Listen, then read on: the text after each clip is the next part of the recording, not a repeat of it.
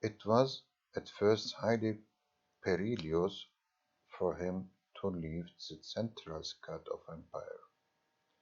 He commenced an expedition into the troubled parts of his Asiatic dominions in the end of the year 1633. But when he had marched a little beyond Nicomedia, he hanged the chief judge of that city, because he found the roads in bad repair. This excited great indignation among the ulema, and the leaders of that formidable body in the capital began to hold language little favorable to the Sultan's authority. Warned by his mother, the Sultana Valide, of this discontent, Amurath returned suddenly to Constantinople and put the chief mufti to death. This is said to be a solitary instance of the death of the mufti by a sultan's order. It effectually curbed the tongues and pens of the men of the law during the remainder of Amurath's reign. In the spring of 1635 he again marched forth from his capital with the avowed intention of not only inspecting his Asiatic provinces, but of expelling the Persian heretics from the cities within the ancient limits of the Ottoman Empire, which they still occupied. In the campaign of this year he conquered the city of Erivan, and showed the true spirit of the ancient Ottoman sultans in the care with which his troops were provided for, as well as in the strict discipline which he maintained, and the personal valor and the generalship which he displayed. When it was necessary to undergo privations, the Sultan shared them with his men, and the English writer Ricaud says of him that for several months he made use of no other pillow for his head than his saddle, no other blanket or quilt than the covering or footcloth of his horse. The recovery of the city and territory of Erivan was an important exploit, but the march of Amurath through Asia Minor and back was also a royal visitation of terrible severity to all the provincial governors whom he convicted or suspected of the slightest disaffection or neglect. In 1638 he made his final and greatest expedition against the Persians, to re-annex to the Ottoman Empire the great city of Baghdad, which had been in the power of those enemies of the house of Osman and the Summit Creed for 15 years, and had been repeatedly besieged in vain by Turkish armies. There is a tradition in the East that Baghdad, the ancient city of the Caliphate, can only be taken by a sovereign in person. The great Suleiman had first won it for Turkey, and now, at the end of a century after that conquest, Amurath III prepared his armies for its recovery. The imperial standard of the seven horse-tails was planted on the heights of the Scutari on the 9th March 1638, and a week afterwards Amurath joined the army. A proclamation was made by which the march from Scutari to Baghdad was divided into 110 days' journey, with fixed periods for halts, and on the 8th of May the vast host moved steadily forward in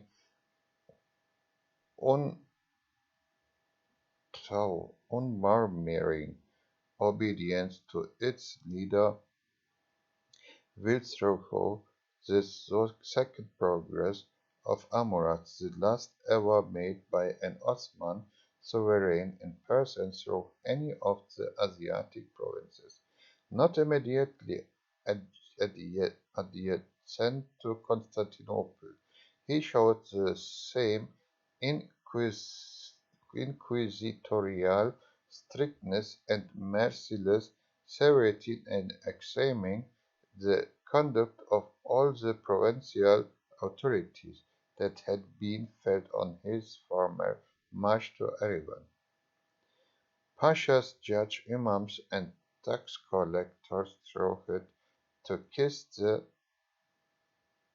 sultan's stirrup, and if there was the slightest taint of suspicion on the character of any functionary for probity, activity, or loyalty, the head of the unhappy homemaker rolled in the dust beneath the imperial charger's hoof. On the 15th November 1638, after the pre-appointed 100 days of march and 86 days of halt, the Ottoman standards appeared before Baghdad, and the last siege of the great city commenced. The fortifications were strong, the garrison amounted to 30,000 men, 1,200 of whom were regularly trained musketeers, and the Persian governor Bektish Khan was an officer of proved ability and bravery. A desperate resistance was expected and was encountered by the Turks, but their numbers, their discipline, and the resolute skill of their sultan prevailed over all. Amurath gave his men an example of patient toil as well as active courage. He labored in the trenches and pointed the cannon with his own hands, and when in one of the numerous sorties made by the garrison a Persian soldier of gigantic size and strength challenged the best and boldest Turk to single combat, Amrad stood forth in person, and after a long and doubtful conflict clove his foe from skull to chin with a sabre stroke. On the 22nd December, the Turkish artillery had made a breach of 80 yards, along which the defences were so completely levelled that, in the words of an Ottoman writer, a blind man might have galloped over them with loose bridle without his horse stumbling. The ditch had been heaped up with fascines, and the Turk rushed forward to an assault which was for 2 days baffled by the number and valour of the besieged. On the evening of the second day, Amurath bitterly reproached his Grand Vizier, Tayyar Mohammed Pasha, for the repulse of the troops, and accused him of want of courage.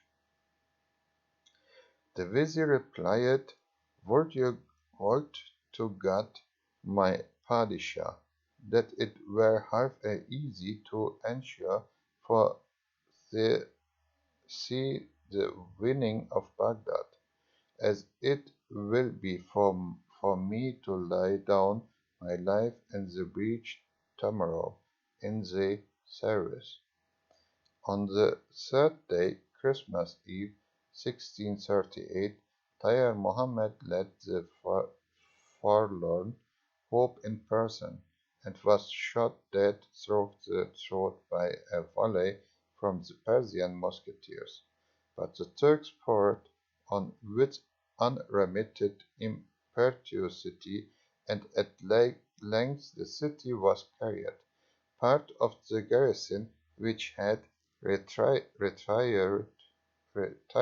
to some inner defences, asked for quarter, which was at first granted, but a conflict having accidentally recommenced in the streets between some Persian musketeers and a Turkish detachment, Amurath ordered a general slaughter of the Persians, and after the whole day of butchery. Scarcely 300 out of the garrison, which had originally consisted of 30,000 men, were left alive.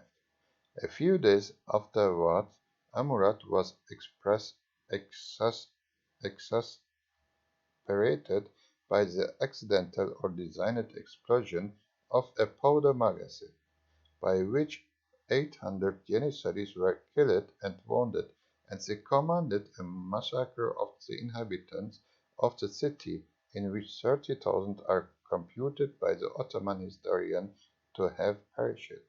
In February, Amurath commenced his homeward march after having repaired the city walls and left one of his best generals with 12,000 troops to occupy Baghdad, which has never since been wrested from the Turks.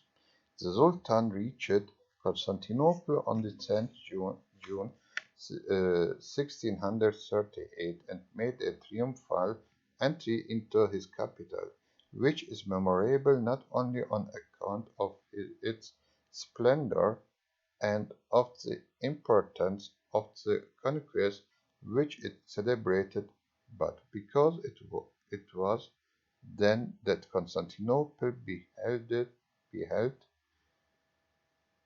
for the last time on once familiar spectacle of the return of her monarch victorious from a campaign, which he had conducted in person. The Ottoman writer who witnessed and described the scene says that the Sultan repaired to his place with splendor and magnificence, which no tongue can tell and no open adequately illustrate. The balconies and roofs of the houses were everywhere thronged with people, who exclaimed with enthusiasm, "The blessing of God be on thee, O conqueror! Welcome, Amurath! May thy victories be fortunate!" The Sultan was sheathed in resplendent armor of polished steel, with a leopard skin over his shoulders, and wore in his turban a triple aigrette placed obliquely in the Persian mode. He rode a Nagoi charger, and was followed by 7 led Arab horses, with jeweled caparisons, while trumpets and cymbals resounded before him, and 22 Persian khans were led captives at the imperial stirrups. As he passed along a looked proudly on each side, like a lion who has seized his prey, and saluted the people, who shouted Barakallah and themselves on the ground. All the vessels of war fired constant salutes, so that the sea seemed in a blaze, and 7 days and nights were devoted to constant rejoicings.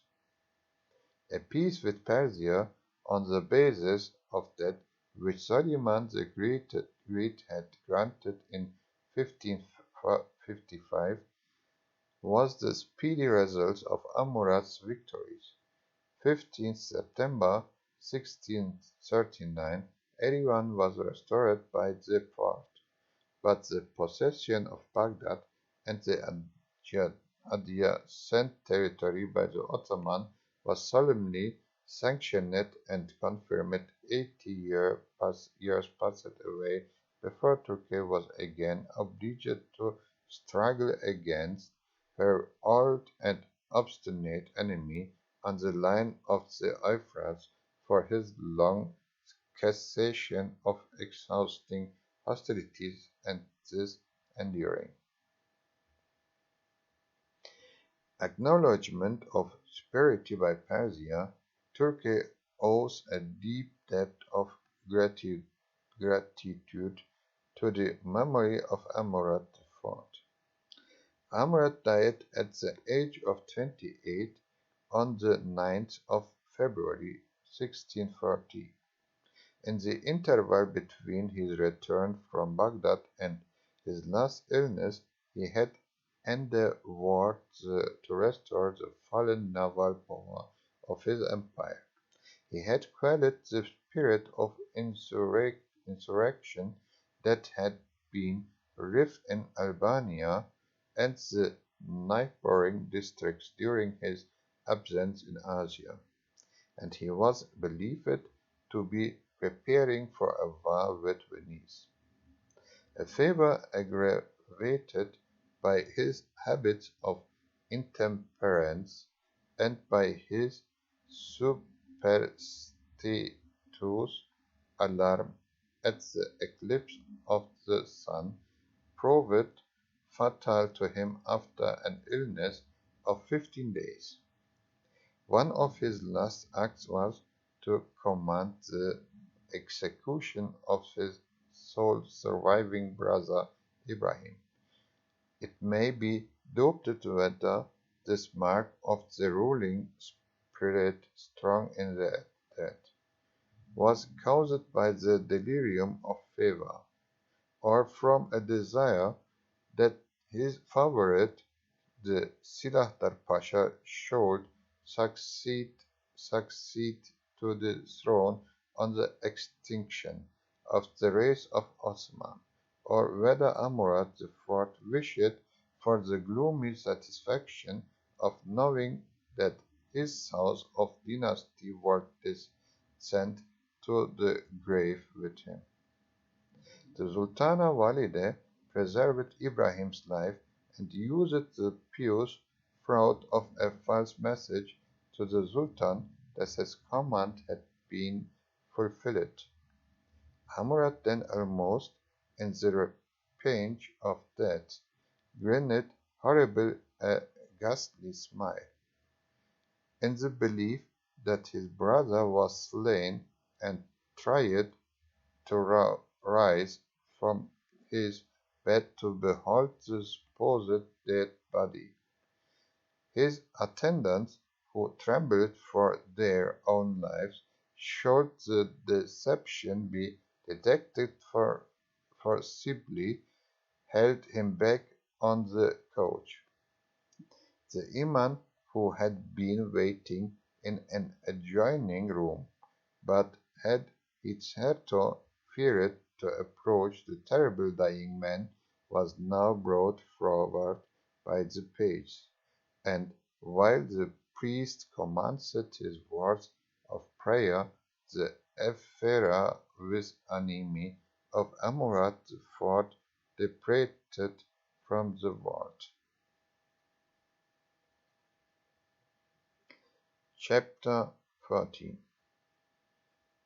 Chapter of the latter portion of Turkish history.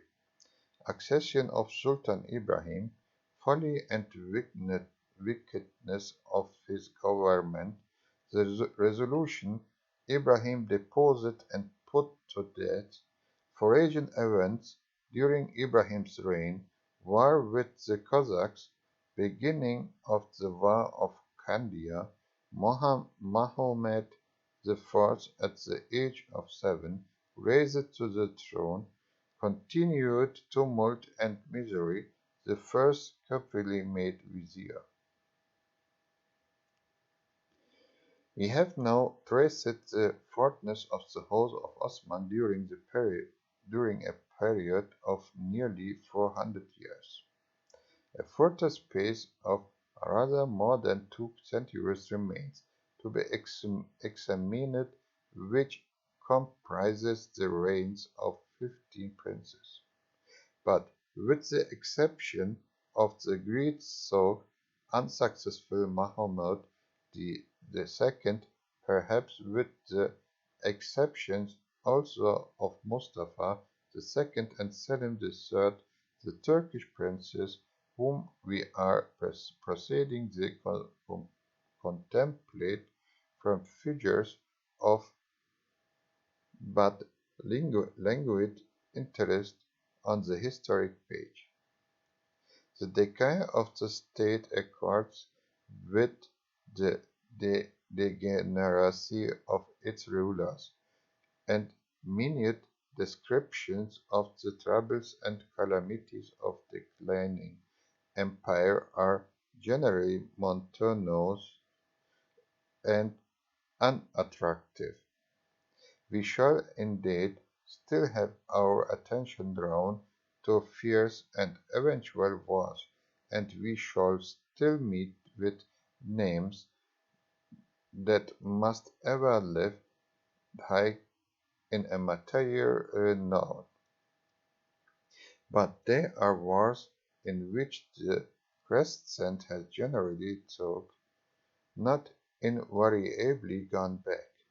They are principally the names of commanders who have grown great, not in the advancement but at the expense of the House of Ottoman, such names as Monteculli, Sobieski, Eugen, and Suwarrow. Yet gleams of glory and success on the Turkish side will not be found altogether wanting, and there have been truly great men in the councils and the armies of Turkey. She has had a Cuprelis and others whose names have long deserved and commanded more than merely oriental celebrity. We may remark also that these last 2 centuries of Ottoman history saw less picturesque and spirit-stirring than its earlier periods, are more practically instructive and valuable for us to study with reference to the great problems which the states of Central and Western Europe are now called on to solve. When Sultan Amurath IV expired, his brother Ibrahim, whom he had vainly doomed with his own dying breath to die, was the sole surviving representative in male descent of the House of Osman. Ibrahim had during Amurath's reign been a prisoner in the royal palace, and for the last 8 years had trembled in the daily expectation of death. When the grandness of the empire hastened to his apartment with the tidings that Sultan Amurath was no more, and with congratulations to their new sovereign, Ibrahim, in his terror, saw that the executioners were approaching and barred the door against them. He long refused to believe their assurance of Amurath's case, and was only convinced when the Sultana Mata ordered the body of her dead son to be carried with sight of the living one.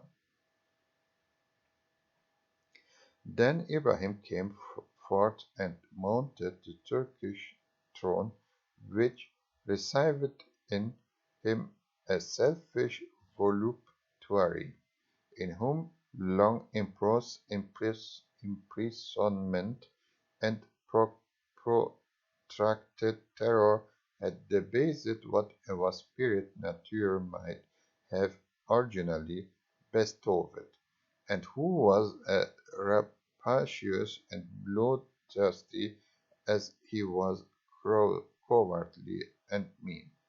Under Ibrahim the worst evils that had prevailed in the time of Amura's weakest predecessors were speedily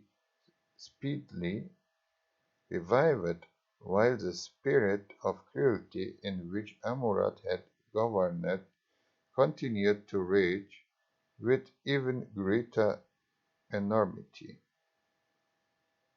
For a short period Ibrahim's first Grand Vizier, Kara Mustafa, labored to check the excesses and supply the deficiencies of his sovereign. The Christian subject of the part received from Kara Mustafa impartial justice, and the attempt with some degree of temporary success to keep down the growth of abuses in the financial administration of the empire. He had the perilous honesty to speak with frankness to the dissolute tyrant whom he served to oppose Ibrahim's mad caprice, and to strive against the pernicious influence of the favorite sultanas and the buffoons who trafficked in the sale of posts and dignities. The offence which the vizier took grave, and the reputation of having amassed much wealth, were sure causes of ruin to one who served a moody and avaricious master like Ibrahim. At the same time the vizier's character was far from faultless, and his errors and his merits cooperated to effect his destruction. Mustafa was violent and implacable in his enmity towards all who reviled or seemed likely to revile him in power, and he was unscrupulous as to the means which he employed in order to overthrow an adversary. But his deadliest foes were those whose inferiority of sex and station screened them from reprisals, and the immediate cause of the Grand Vizier's fall was an affront which he gave to the lady who held the office of governess of the harem. This female functionary of Ibrahim's state, the Kiaya Khatum, had sent a requisition of the Grand Vizier for an instant supply of 500 carts of wood for the use of the harem. At this very time grave tidings of troubles in the provinces and on the frontiers had reached Constantinople. Intent on these matters, Kara Mustafa neglected to send the fagots for the ladies. A few days afterwards, while he was presiding in the divan, he received 2 hours before the usual time of the council's rising a message from Ibrahim commanding him immediately to dismiss the divan and appear before the sultan. The vizier obeyed and hastened before his royal master. Ibrahim instantly demanded of him, why have not 500 loads of wood for the harem been supplied? They shall be sent, replied the vizier. Then, with more courage than prudence, he added, my padishah, is it wise or proper for thee to call on me to break up the divan, and to confuse and delight the weightiest affairs of state for the sake of attending to 500 loads of wood, the whole value of which does not amount to 500 esprits? Why, when I am before thee, dost thou question me about firewood, but sayest not a word about the petitions of thy subjects, the state of the frontier, and of the finances? The Mufti Yahya, who was informed of this conversation by Hussein Effendi, who was present, advised the Grand Vizier to be more guarded in his words, and to treat nothing as of trifling importance in which the Sultan took an interest. Kara Mustafa replied, "Is it not doing the Sultan good service to tell him the truth? Am I to turn flatterer? I had rather speak freely and die, than live in servile falsehood. Resolved, however, not to die without an effort of overthrow his enemies, Kara Mustafa formed a device to ruin Yusuf Pasha, who had lately risen rapidly in favor with the Sultan, and who was the Vizier's mortal foe. Kara Mustafa caused money to be distributed among the emissaries of the capital to induce them to refuse their rations, and to allege the undue influence of Yusuf Pasha as the cause of their discontent. But the shame was soon disclosed to the Sultan, who summoned Kara Mustafa before him, and ordered his instant execution. Kara Mustafa escaped from the royal presence to his own house, and when pursued his thither by the executioners, instead of exhibiting the passive submission which oriental statesmen have generally shown in such circumstances, he drew his sabre and fought desperately till he was overpowered by numbers, disarmed and strangled. The successor of Kara Mustafa in the Grand Vizierate was Sultanzade Pasha. He was determined not to incur his predecessor's fate by uncourtly frankness towards his sovereign. He flattered every caprice, and was the ready instrument of every passion of the Sultan, whose immoderate appetite for sensual pleasures, and savage fondness of ordering, of witnessing acts of cruelty, now raged without stint or shame. Ibrahim, who remembered the check which Kara Mustafa used to impose on him, could not help feeling some degree of surprise at the universal obsequiousness of his new Grand Vizier, and asked one day of Sultanzade, "How is it that thou art able always to approve of my actions, whether good or evil?" My Padishah replied, "The shameless minister of despotism, thou art Caliph, thou art God's shadow upon earth.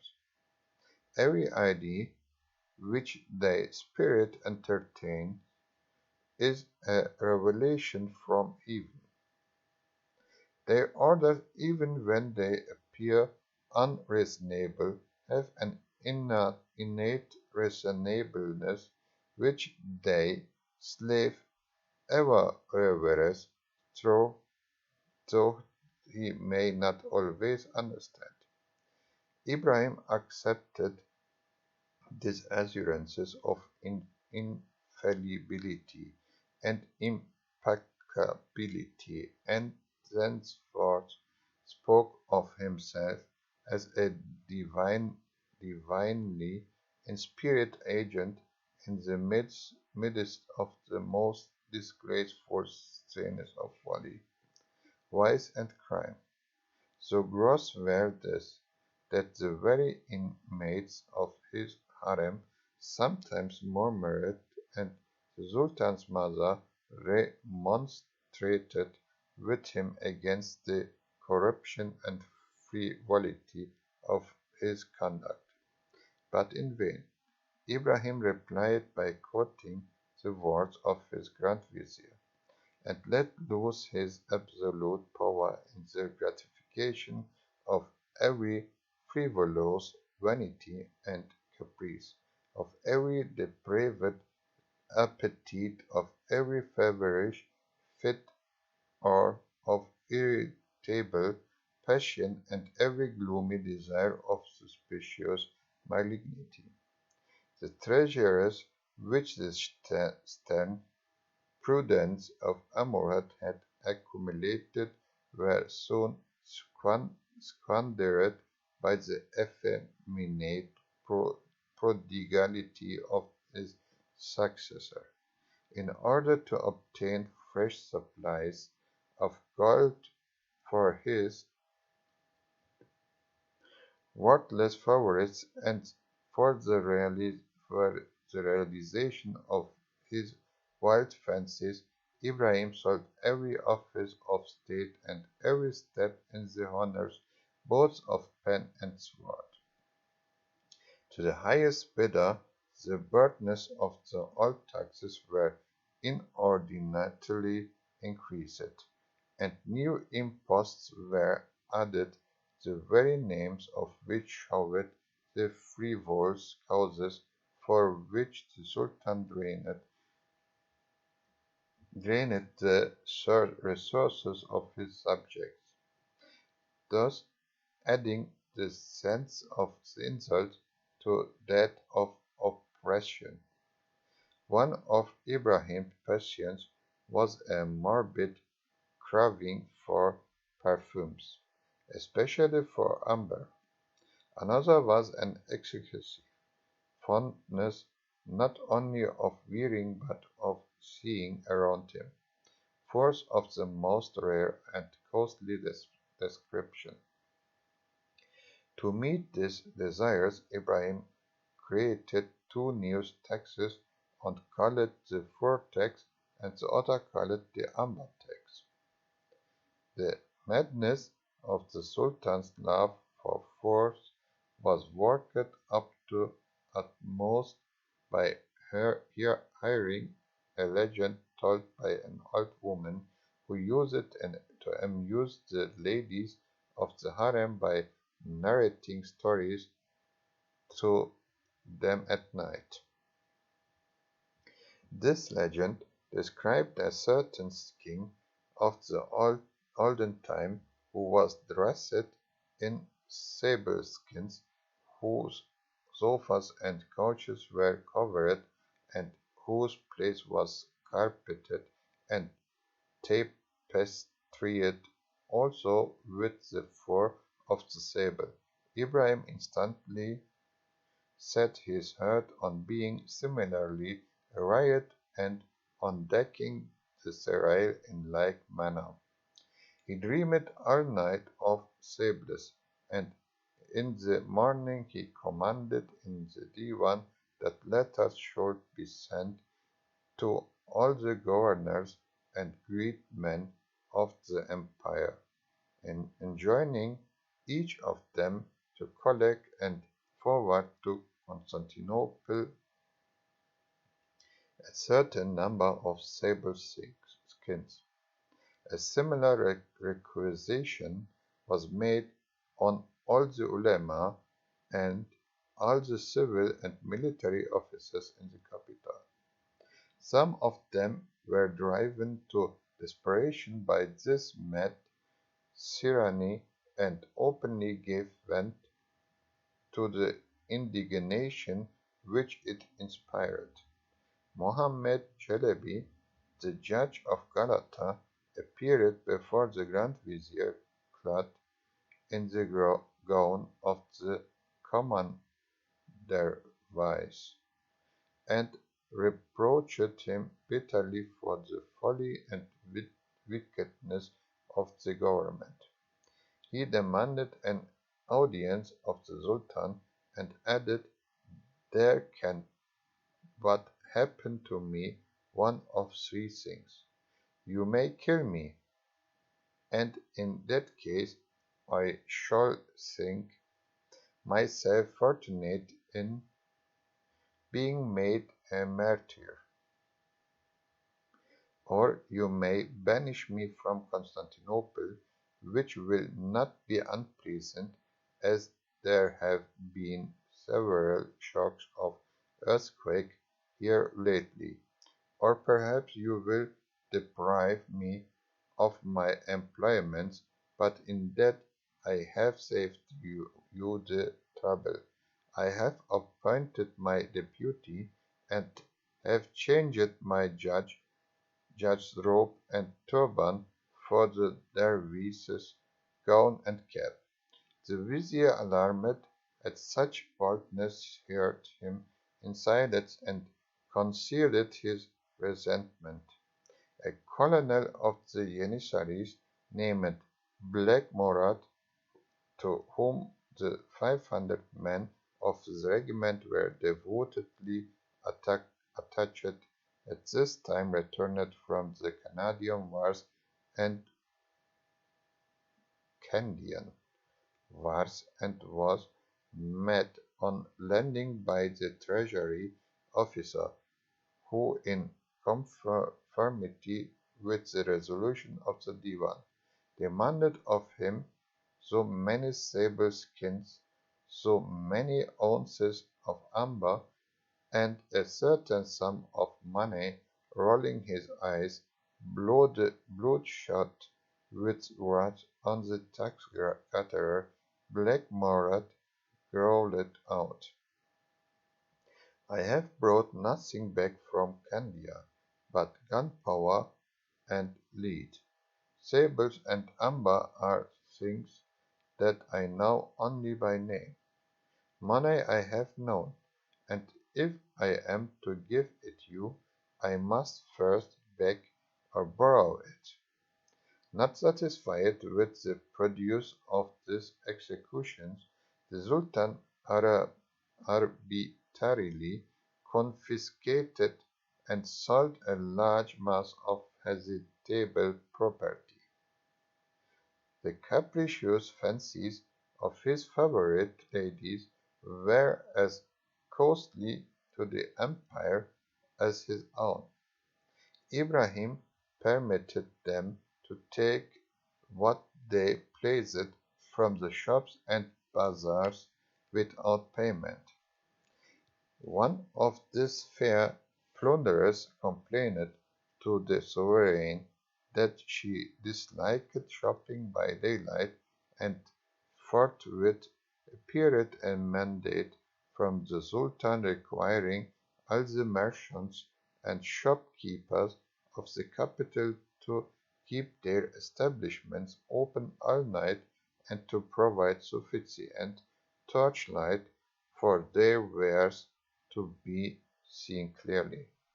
Another lady told Ibrahim that she wished to see him with his beard adorned with jewels. Ibrahim decked himself accordingly, and appeared in public thus bedizened. The Turks looked on this as an evil omen, because, according to oriental traditions, the only sovereign who had adopted such embellishment was King Pharaoh of the Red Sea. Enormous treasures were squandered on the construction of a chariot incrusted with precious stones. For the use of another Celiano of the harem and 25,000 piastres were expended that an equally splendid skiff should bear the Sultan along the Bosphorus. The disaster of the Venetian wars during the year 1648 irritated more and more the Ottoman nation against their imbecile imbecile but oppressive ruler, and the formidable conspiracy was organized to deprive him of the power which he abused. Foremost among the conspirators were the chief officers of the Janissaries, and the most active of these was Black Murad, the colonel who had spoken with such rough frankness of the royal requisition for amber and sable. He knew that his head was in hourly peril, and it was indeed only by a timely warning from a private friend in the seraglio that he escaped death. The Sultan and his vizier celebrated with great splendor on the 6th of August 1648 the marriage of one of Ibrahim's daughters, a child of 8 years old, with the vizier's son. Murad and three other Janissaries, colonels named Muselliyeddin, Bektash, and Kara Chaush, were bidden to the royal marriage feast at which it was intended to secure and slay them. But the doomed men avoided the sovereign snare and summoned the same night their comrades to the mosque of Janissaries. It was their resolve to depose of Grand Vizier.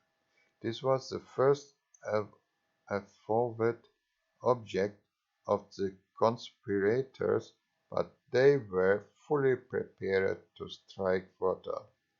The birth of several princes since Ibrahim's accession, the eldest of whom, named Mohammed, was now 7 years old, had deprived the Sultan of the protection which in the early part of his reign he derived from being the sole representative of the House of Ottoman.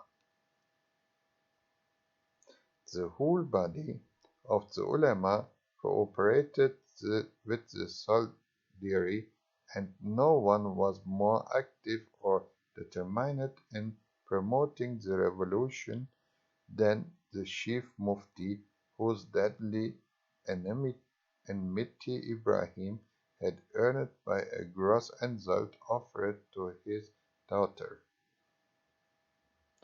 Ibrahim heard the demand of the insurgents respecting his vizier, and took away from him the seals of office. But with a gleam of friendship and humanity, feelings of which at other times he seemed destitute, he strove to protect his fallen favorite's life. The soldiery and the ulema made Sofi Mohammed Grand Vizier, and sent him to the Sultan to make known their will that the evil minister should be given up to them for punishment. Ibrahim had the imprudence to strike the chosen vizier of the army and the people, and to threaten him that his own turn for punishment should soon arrive. The insurgents now surrounded the place, and their words grew more and more menacing. The Sultan sent his master of the horse to bid them disperse.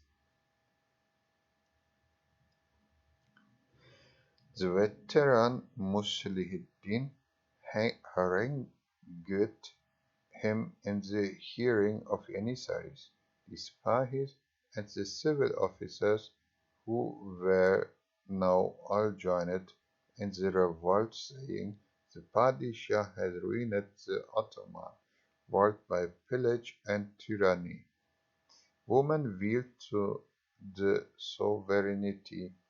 The treasury cannot satiate their caprice.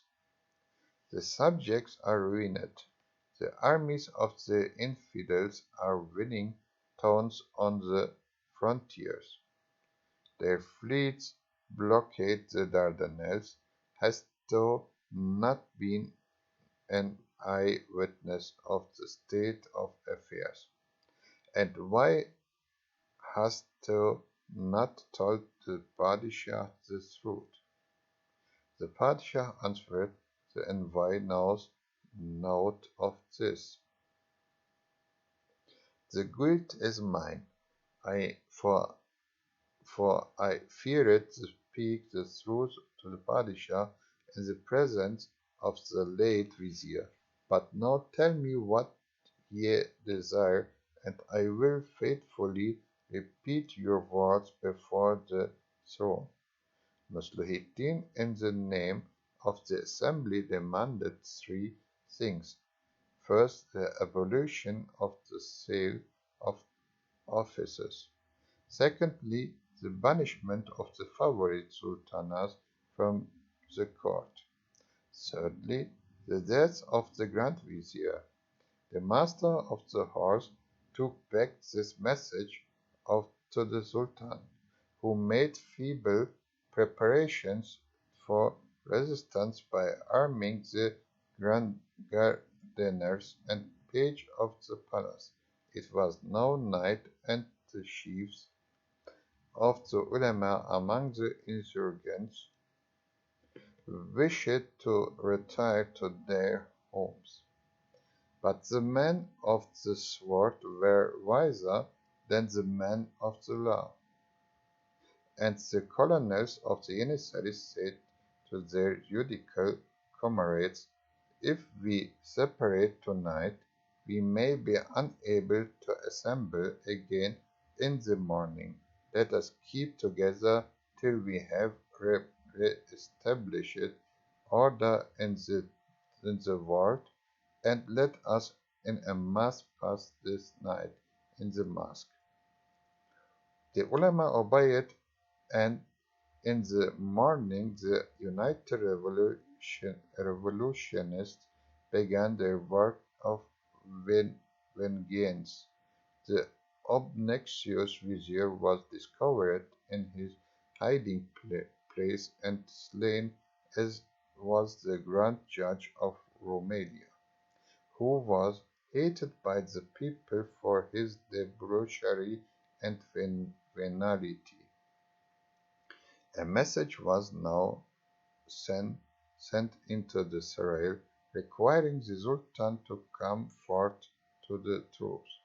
As Ibrahim complied not with this desire, two of the chief ulama were commissioned to wait upon Ibrahim's mother, the Sultana Walida, and to inform her that it was resolved to depose the Sultan and to enthrone her grandson Muhammad in his stead. It has been mentioned that this princess had vainly expostulated with Ibrahim respecting his career of insane profligacy and tyranny. The only effect of the remonstrances had been to draw on her the Sultan's hatred, and Ibrahim had treated her and the princess, his sisters, with gross indignity, and was justly suspected of meditating their destruction. But the aged Sultana now strove hard to avert the wrath of the people from her unworthy son.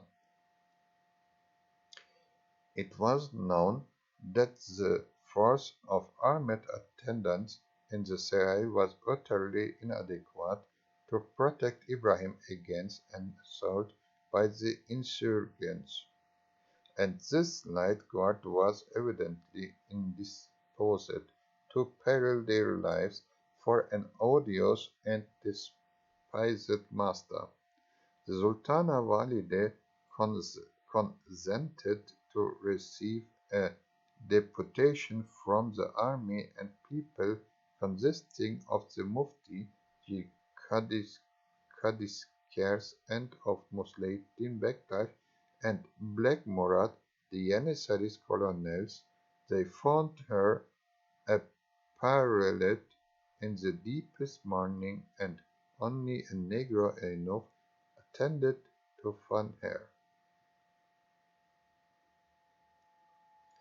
They stood before her in respectful silence, and she said to them, "Is it a just thing thus to raise revolts? Are ye not all slaves whom the bounty of this house has fed?" The old veteran Musliuddin, moved to tears by these words, replied, "Gracious mistress, thou art, we have all known the benefactions of this house, no one more than myself for these 8 years. It is because we are not thankless men that we can no longer stand idly by, and witness the ruin of this illustrious house and of this realm. Oh, would that I had not lived on the sea these days!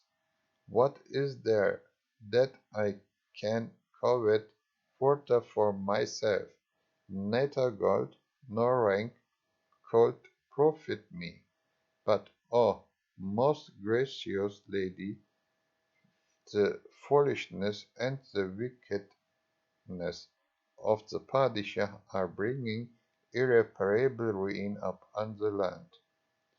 The unbelievers have captured 40 strong places on the Bosnian frontiers, and 80 of their ships cruise before the Dardanelles, while the Padishah thinks of nothing but of his lust and his spots of squandering and of corruption.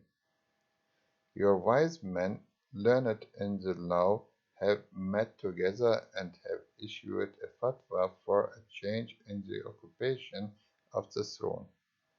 Until this be accomplished, ruin cannot be averted.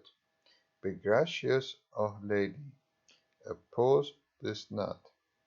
You would not strive against us, but against the holy law. The Sultana begged hard that they would leave her son in possession of the sovereignty under the guardianship of the ulema and the Grand Vizier.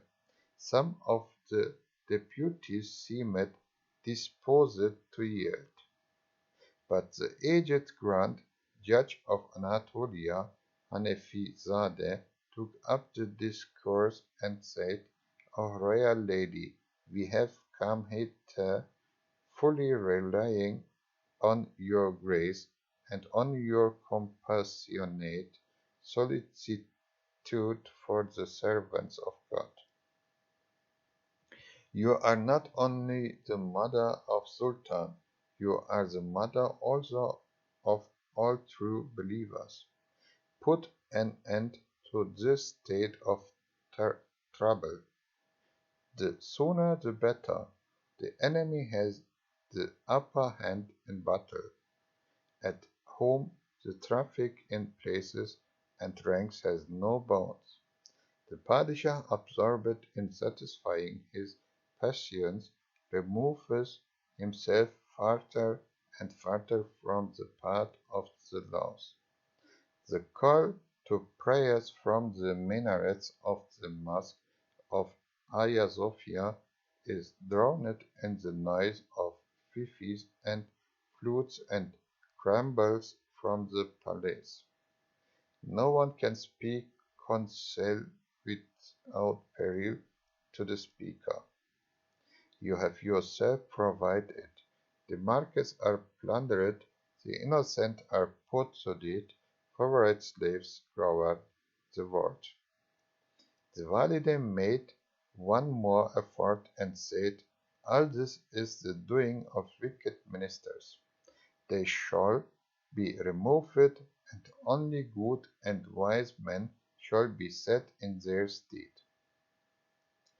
With what will that avail? Replied Hanefizade, has not the Sultan put to death good and gallant men who served him, such as were Kara Mustafa Pasha and Yusuf Pasha, the conqueror of Canea? But how, urged the Sultana, is it possible to place a child of 7 years up on the throne? Hanefizade answered, in the opinion of our wise men of the law, a madman ought not to reign, whatever be his age, but rather let a child that is gifted with reason be upon the throne. If the sovereign be a rational being, so an infant, a wise vizier, may restore order to the world, but a grown-up sultan, who is without sense, reigns all things by murder, by abomination, by corruption, and prodigality. So be it, then, said the Sultana, I will fetch my grandson Mohammed and place the turban on his head. The little prince was led forth amid the enthusiastic acclamations of the military and legal chiefs. All the attendants of Ibrahim had now abandoned him.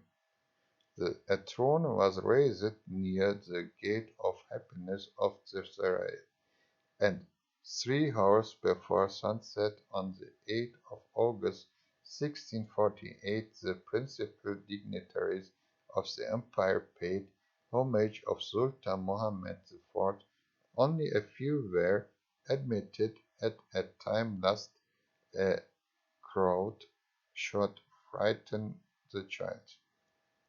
The Sultana Valide placed her grandson in charge of a trusty guard, and the viziers and the ulema proceeded to announce to Ibrahim the sentence of deposition. My Padishah, said Abdul Aziz Effendi, according to the judgment of the ulema and the chief dignitaries of the empire, you must retire from the throne. Traitor, cried Ibrahim, I am not your Padishah. What means this? No, answered Abdul Aziz Effendi.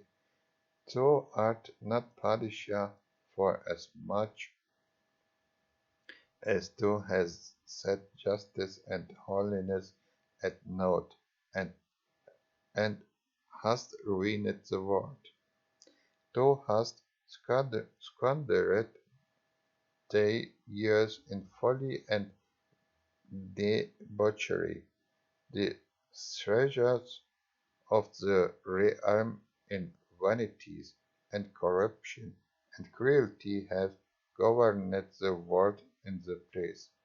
Ibrahim still remonstrated with the Mufti, saying repeatedly, I am not Padishah.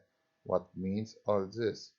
A Janissary colonel said to him, yes, you are Padishah, you are only required to repose yourself for a few days.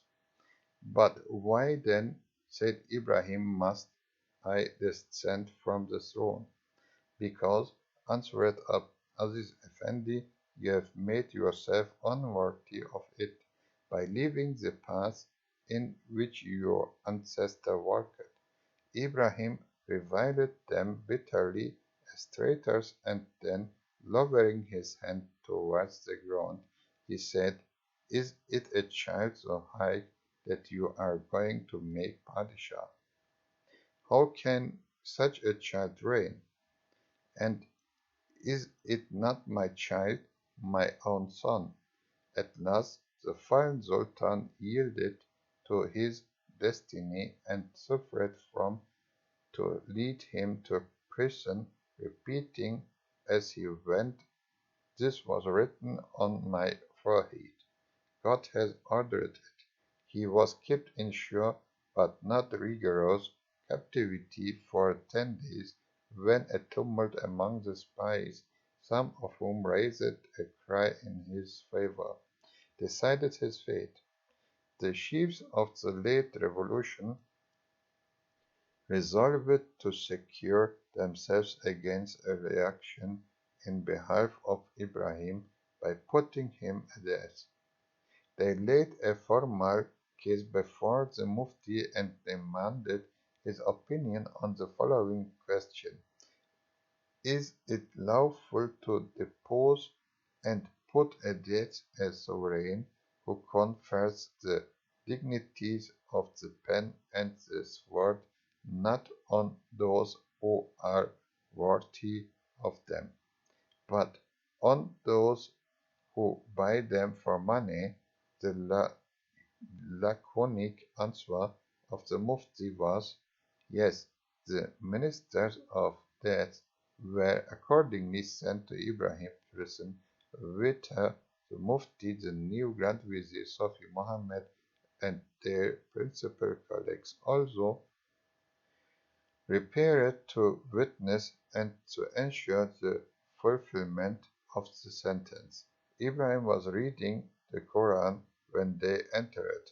Seeing them, accompanied by the executioners whom he himself had so often employed to do their deadly work, in his presence, he knew his hour was come, and he exclaimed, "Is there no one of all those who have eaten my bread that will pity and protect me?